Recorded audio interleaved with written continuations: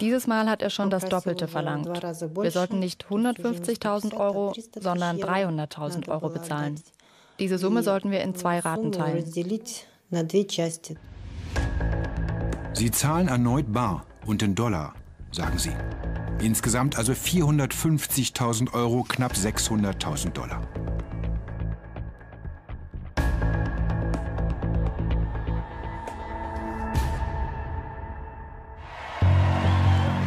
Der Olympische Marathon 2012 mit Lilja Schobuchowa. Sie sagt, sie musste sich die Teilnahme teuer kaufen. Bei ihrem eigenen nationalen Verband. Jetzt ist es aus, die Russin ist weg. Und man könnte vermuten, dass sie vielleicht auch nicht ganz im Vollbesitz ihrer Kräfte war. Aber damit ist ihre Geschichte nicht vorbei. Trotz extrem auffälliger Werte will die IAAF im Olympiajahr wohl gar nicht wissen, ob der Superstar des Marathons dopt oder nicht. In der Kontrollstatistik, die Auskunft über Tests im Training gibt, taucht ihr Name nicht ein einziges Mal auf. Die IAAF sagt dazu, sie sei ja einmal im Wettkampf getestet worden. Einmal. Schobuchowa scheint geschützt zu werden. Von denen, an die sie zahlte? Einer möglichen Antwort komme ich langsam näher. 2013 wird Lilja Schobuchowa zunächst schwanger. Und im Hintergrund braut sich etwas zusammen. Sie soll doch noch gesperrt werden. Wohl, weil hartnäckige Dopinganalytiker, die ihre Werte kannten, nicht stillhalten wollten. Wieder werden sie nach Moskau gebeten, sagen sie. Anfang 2014.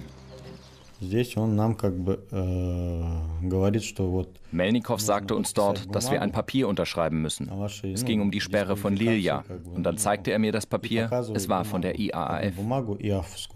Ich habe geantwortet, das Papier unterschreiben wir nicht. Und fragte sie, wofür haben wir denn die 450.000 Euro bezahlt? Balachnischew ist schon nervös geworden, weil ich mich geweigert habe, das Papier zu unterschreiben. Und dann habe dieser Balachnischew, Präsident des Verbandes, angeordnet, das Geld zurückzuzahlen, sagen sie. Der Mann, der mir noch in Zürich sagte, nichts von Doping zu wissen. Auf meine schriftlichen Fragen dazu bekomme ich nie eine Antwort. Dafür aber von Igor Schobuchow ein Dokument. Es ist der Beleg für eine Banküberweisung. An Schobuchow Igor. In Höhe von 300.000 Euro. Von Black Tidings, einer Firma. Ich lerne, Black Tidings gibt es wirklich. Eingetragen im Handelsregister von Singapur.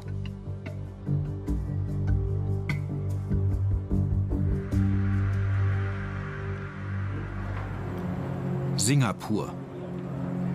Ich will wissen, wem gehört diese Firma am Offshore-Paradies. Das hier ist eine reine Wohngegend, keine Firmen weit und breit. Und hier ist die Adresse von Black Tidings. Um nicht aufzufallen, läuft eine versteckte Kamera. Das ist der Briefkasten von Black Tidings. Der Versuch, mit dem Mann, der unter dieser Adresse anzutreffen ist, zu reden.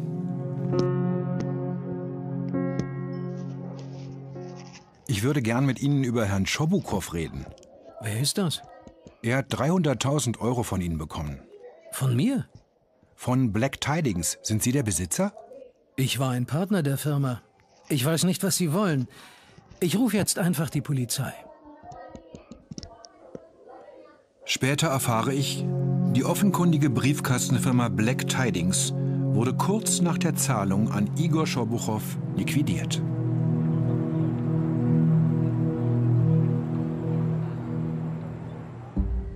Hatten Balachnischew und Melnikow tatsächlich etwas mit dieser Firma zu tun, die Igor Schobuchow 300.000 Euro zahlte? Ich erhalte eine E-Mail mit dem Titel Überweisungsbestätigung an Lilja Schobuchowa und ihren Mann.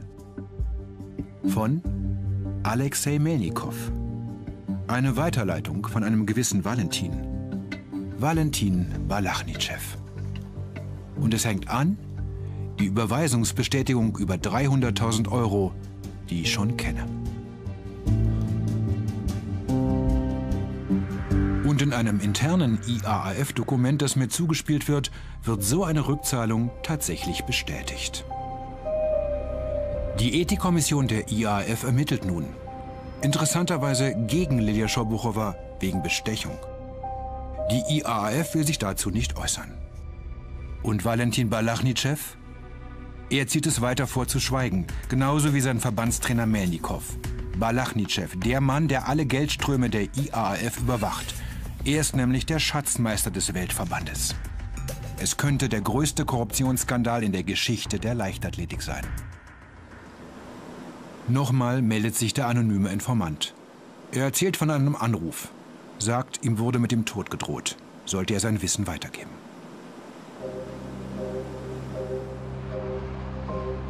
Da ist es wieder. Das Thema, von dem ich auf meiner Reise durch Russland oft gehört habe. Angst und Einschüchterung scheinen zum System zu gehören. Einer ist gerade für 2 Jahre gesperrt und er hat auch versucht, etwas dagegen zu tun. Dann hat man ihm gesagt, lass es bleiben, sonst könntest du aus Versehen in einen Autounfall geraten.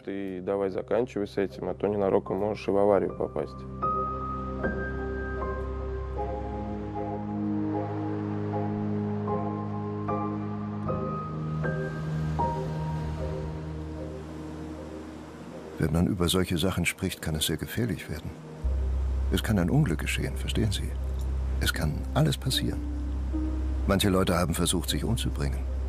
Bei einem, von dem weiß ich, bei dem hat man es nicht geschafft, ihn zu retten.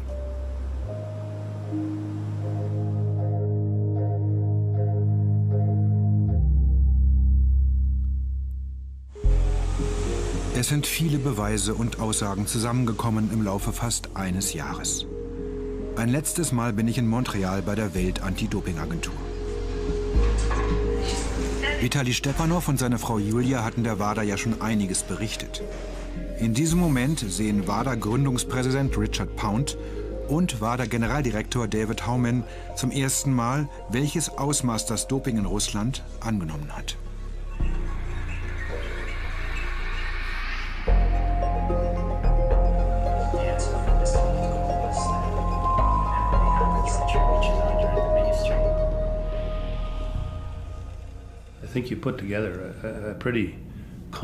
Sie haben hier einen umfassenden und extrem alarmierenden Fall. Nun muss man sich darauf Antworten überlegen. Wenn etwas dieser Kategorie in einem Land organisiert wird, ist das ein Riesenproblem für die Glaubwürdigkeit des internationalen Sports und die Glaubwürdigkeit der Dopingbekämpfung. Es ist grässlich zu sehen, dass es bis in einen Weltverband hineinreicht. Es ist ebenso gravierend.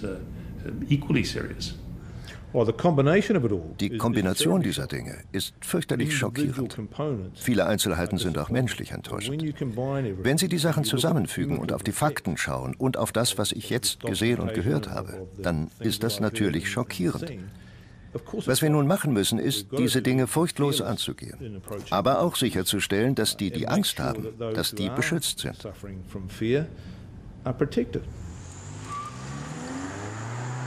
Dass das Image einer ganzen Sportnation auf dem Spiel steht, das scheint man offenbar inzwischen auch in Russland begriffen zu haben.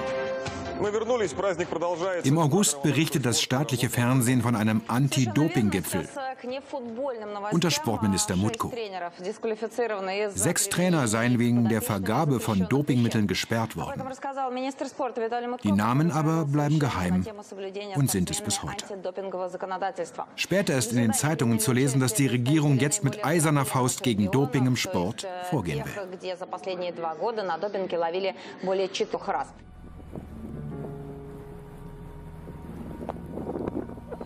Julia Stepanowa ist in Kirgisien im Trainingslager. Ihre Sperre läuft nächsten Januar ab. Bald soll sie wieder bei Wettkämpfen starten. Trainiert wird sie von Wladimir Kasarin, dem Trainer, der auch Olympiasiegerin Maria Savinowa betreut. Savinowa, die im Handyvideo von Dopingpraktiken erzählt hatte. Nach dem ersten Training bittet der Trainer Julia zu sich. Sie beginnt zu filmen.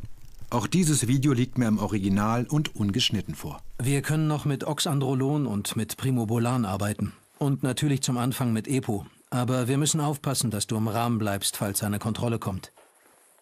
So, Hier hast du die Pillen. Was ist das? Oxandrolon. Sie filmt schnell die Pillen, als Kasarin kurz den Raum verlässt. Die Kamera bleibt die ganze Zeit an, während Julia Stepanova in ihr Zimmer zurückgeht.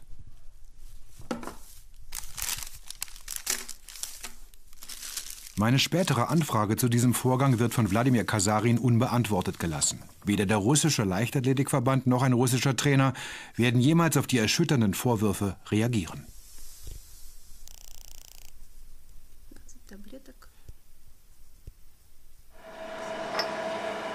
Aber handelt es sich bei Kasarins Pillen wirklich um Oxandrolon, das hochwirksame Anabolikum? Im Kölner Dopingkontrolllabor wird die Substanz vergangene Woche analysiert. Das Präparat, was Sie uns mitgebracht haben, enthält eindeutig Oxandrolon, ein anaboler Wirkstoff, genau genommen ein anabol-androgenes Steroidhormon. Und die Einnahme solcher Präparate ist zu jeder Zeit während des Wettkampfes als auch außerhalb der Wettkampfzeiten verboten. Dies ist die Fassade. Das System dahinter soll keiner sehen. Aber gibt es so etwas eigentlich nur in Russland? Vor wenigen Tagen bekomme ich den Hinweis, auch in einigen anderen Ländern würde es sich lohnen, genauer hinzuschauen. Klar ist, Siegerlisten, oft nur noch Protokolle des Betrugs.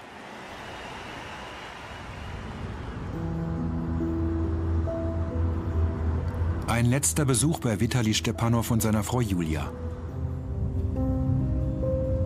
Sie haben sich mit ihrem Entschluss, das offensichtliche Doping- und Korruptionssystem auf diese Weise der Welt zu offenbaren, großen Risiken ausgesetzt.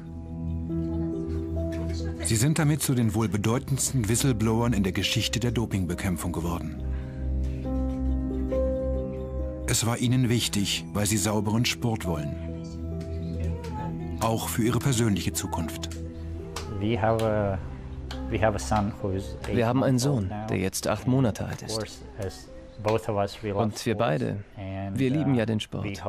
Und wir hoffen, dass unser Sohn eines Tages diese Leidenschaft auch teilen wird. Vielleicht wird er ja ein Fußballer werden. Oder ein Läufer, ein Skilangläufer, ein Biathlet. Und wir würden sehr gerne mit dazu beitragen, dass die Grundlage von Ergebnissen dann Training und seine natürlichen Fähigkeiten sind. Und dass es einen fairen Wettkampf gibt.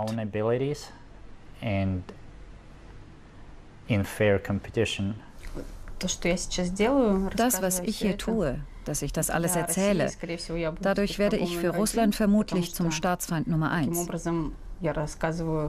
Denn ich erzähle von dem System, das wir haben. Ich handle also schlecht. Ich verrate unser Land an die ganze Welt. Das ist schlecht. Nachdem das ausgestrahlt wird, wenn die Regierung das mitbekommt, dann wird das Leben in Russland sehr schwierig werden. Ich denke, dass Russland so etwas nicht verzeihen wird.